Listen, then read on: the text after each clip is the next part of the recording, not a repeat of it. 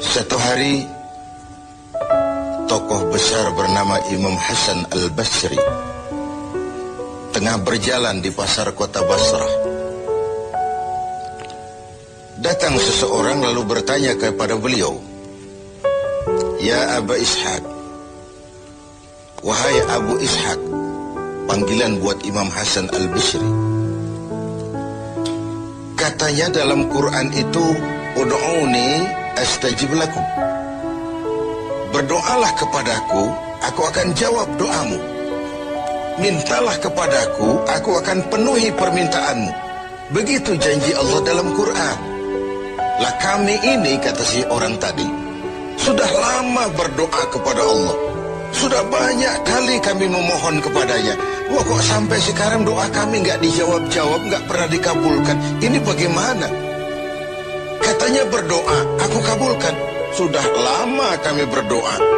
Kenapa nggak pernah dikabul-kabulkan? Apa doa kami salah pasang?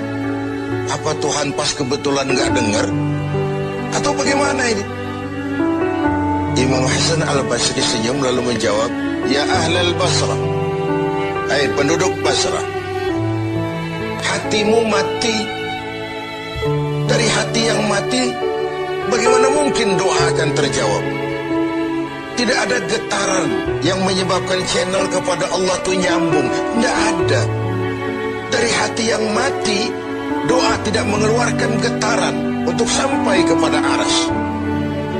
Hatimu mati, maka doamu tidak dikabulkan." Kita renungkanlah jawaban ini. Sederhana, doa tidak didengar Tuhan. Permohonan tidak dikabulkan olehnya.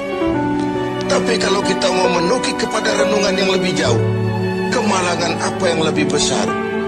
Selain daripada kalau Allah sudah berpaling kepada kita dalam hidup ini. Permohonan tidak didengar, doa tidak dikabulkan, Allah sudah masa bodoh dengan kita. Kemana lagi langit tempat kita bernaung? Kemana lagi bumi tempat kita berpijak? Kalau Allah sudah berpaling dalam hidup ini kepada kita, itulah kemalangan yang paling besar dalam hidup ini. Sementara kita berleha-leha, menurut kita kemalangan itu kehilangan jabatan, kemalangan itu kehilangan harta benda, kemalangan itu adalah kehilangan orang yang kita sayangi. Allah berpaling dalam hidup kita, tidak pernah kita melakukan evaluasi. Nah, apa yang menyebabkan hati itu jadi mati? Sehingga tidak ada getaran yang nyambung ke aras, yang mengakibatkan Tuhan berpaling dari kita. Doa tidak lagi didengar, permohonan tidak lagi dikabulkan. Ada beberapa hal yang menyebabkan hati jadi mati, sehingga doa tidak terangkat. Imam Hasan Al-Basri menjelaskan beberapa faktor yang menyebabkan hati menjadi mati. Tidak ada lagi getaran yang mengantarkan doa ke aras, sehingga Tuhan pun berpaling. Yang pertama, kata beliau, "Araftumullaha wa lam tu'tuhu haqqah." Kamu kenal Allah, tapi haknya untuk disembah, kewajibanmu untuk menyembah, tidak pernah kamu laksanakan. Bagaimana hati tidak jadi mati? Kenal. Siapa pencipta alam semesta? Allah. Siapa pencipta lautan, gunung, sungai? Allah. Siapa pencipta langit dan bumi? Allah. Siapa pengatur segala-galanya? Allah. Sholat apa tidak? Tergantung kebutuhan. Kamu kenal Allah, tapi haknya untuk disembah, kewajibanmu untuk menyembah, tidak pernah kamu laksanakan. Bukankah simpel bahwa Fatihah saja mengajarkan iyyaka na'budu wa iyyaka nasta'in? Hanya kepadamu kami menyembah dan hanya kepadamu kami mohon pertolongan. Tertibul kalimat, na'budu dulu, baru nasta'in. Kalau na'budu terlaksana, nasta'innya pasti top chair. Hanya kepadamu kami menyembah, hanya kepadamu kami mohon pertolongan. Kalau ibadah beres, pertolongan pasti datang. doa didengar, permohonan dikabulkan, munajat pun diterima. Kenapa? Nak budunya beres, maka nasta'innya nikmat. Tidak diajarkan kita iyyaka nasta'in wa iyyaka na'budu, tapi na'budu dulu, baru kemudian nasta'in. Kalau hati tidak mau mati, janganlah pengenalan kita kepada Allah tidak diiringi dengan pendekatan kita kepadanya. Bagaimana cara mendekat kepada Allah? Logika saja. Mau dekat dengan presiden, ikuti peraturan yang dibuat oleh protokolernya presiden. Mau dekat dengan gubernur, ikuti peraturan yang disusun oleh protokolnya gubernur. Tidak bisa mau dekat dengan gubernur bikin peraturan sendiri. Mau dekat dengan Allah bikin metode sendiri. Dengan jalan ngelamun, duduk madep ngidul, bengong 4-5 jam, lalu mau dekat dengan Allah. Mau dekat dengan Allah, ikuti cara yang sudah diatur oleh Allah melalui utusan-utusannya.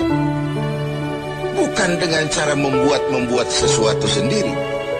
Ini yang pertama. Lalu yang kedua, yang menyebabkan hati jadi mati, qara'tumul Qur'an walam ta'malu bih. Kamu baca Al-Quran, kamu dengungkan Al-Quran, kamu sanjung Al-Quran, walam ta'malu bih, tapi isinya, ajarannya tidak pernah kamu laksanakan. Isinya, ajarannya sering malah diinjak-injak.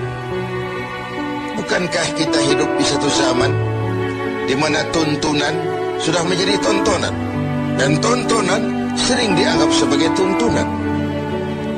Bukankah kita hidup di satu masa di mana orang yang jujur dikhianati dan pengkhianat malah diberikan amanah? Bukankah zaman ini sudah terjadi pergeseran nilai yang sedemikian rupa? Kita baca Al-Quran, kita musabaqahkan pula bacaannya, tapi isinya, ajarannya tidak pernah kita laksanakan. Bahkan nyaris sering kita injak-injak. Hati jadi mati. Sama dengan kalau kita dikirimi surat oleh seseorang yang sangat kita kagumi. Kita baca surat itu siang malam. Kita ceritakan kepada orang, saya dikirimi surat oleh orang yang sangat saya kagumi. Tapi perintah yang ada dalam surat itu tidak pernah kita laksanakan. Saya percaya betul yang kirim surat mesti marah. Kau baca itu penting supaya kau ngerti apa isinya, tapi setelah kau ngerti, mau ya laksanakan. Begitu Al-Quran diturunkan kepada kita, kamu baca Al-Quran, tapi isinya tidak pernah kamu amalkan. Bagaimana hati tidak akan menjadi mati karenanya? Pemirsa TV 7 yang berbahagia, yang ketiga penyebab hati itu menjadi mati, akaltum ni'mata rabbikum walam tashkurulah. Kamu makan nikmat Tuhanmu, tidak pernah kamu bersyukur kepadanya. Ikan Tuhan di laut itu tiap hari diciduki, tapi Tuhannya diabaikan. Tidak pernah sesaat pun dalam hidup ini nikmat Allah pernah berhenti. Sejak kita bangun tidur sampai kita tidur kembali, bahkan tidur itu sendiri. Dari sekian nikmat yang kita tidak akan pernah sanggup menghitungnya, Tuhan cuma minta syukuri nikmat itu. Kalau kau syukuri, aku tambah. Kalau kau ingkar, azabku itu pedih. Tiap hari kau makan nikmat Tuhanmu, akaltum ni'mata rabbikum. Kau makan nikmat dari Tuhanmu, walam tashkurulah, tapi kepadanya kamu tidak pernah bersyukur. Baik syukur dalam bentuk ucapan, lebih-lebih syukur dalam bentuk perbuatan. Karena kalau syukur ucapan semua bisa. Alhamdulillah, terima kasih Tuhan, puji syukur, terima kasih Tuhan. Tapi perbuatannya sering tidak sinkron dengan ucapannya. Kalau saya diberikan harta oleh Allah, mulut saya tidak pernah berhenti. Alhamdulillah Tuhan, terima kasih dikasih harta. Tapi pelitnya 17 setan. bahasanya orang itu baru syukur perbuatan, baru syukur ucapan, belum syukur perbuatan. Karena syukur perbuatan artinya mempergunakan suatu nikmat sesuai dengan kehendak yang memberikan nikmat itu. Allah memberikan harta kepada saya. Apa yang Allah kehendaki dengan menggunakan harta itu? Bagaimana kehendak Allah tentang penggunaan harta itu? Allah memberikan jabatan kepada saya. Apa yang Allah kehendaki dengan memberikan jabatan ini kepada saya? Mempergunakan suatu nikmat sesuai dengan kehendak yang memberinya. Itulah syukur yang sebenarnya. Ini yang keempat. Yang kelima, penyebab hati itu jadi mati. Qultum annal mauta haqqun wa lam tasta'iddu lah. Kamu yakin, kamu percaya, kamu tahu betul hidup akan berakhir dengan kematian. Namun kau tidak pernah mempersiapkan diri untuk itu. Baik menghadapi kematian maupun menghadapi yang lebih penting sesudah kematian. Karena mati pada dasarnya sebuah peralihan dari sebuah tahap kehidupan kepada tahap kehidupan yang berikutnya. Bukan akhir. Bahkan saya lebih cenderung mengatakan mati adalah istilah yang digunakan bagi orang yang sedang hidup. Sipulan mati itu kan kata yang hidup. Yang mengalami sedang pindah ke alam lain. Jadi tidak ada alasan hidup sulit bener, mending mati habis urusan. Tidak selesai sampai di situ. Tidak selesai urusannya. Hidup terus berlanjut di alam barzakh, terus berlanjut di alam mahsyar. Ini satu perjalanan panjang. Seperti kita akan berangkat keluar kota yang jauh, tentu kita harus menyiapkan bekal. Semakin jauh perjalanan, semakin banyak bekal yang kita bawa. Kalau Anda akan berangkat jauh, tidak bawa bekal berangkat juga, itu kan nekat sama namanya.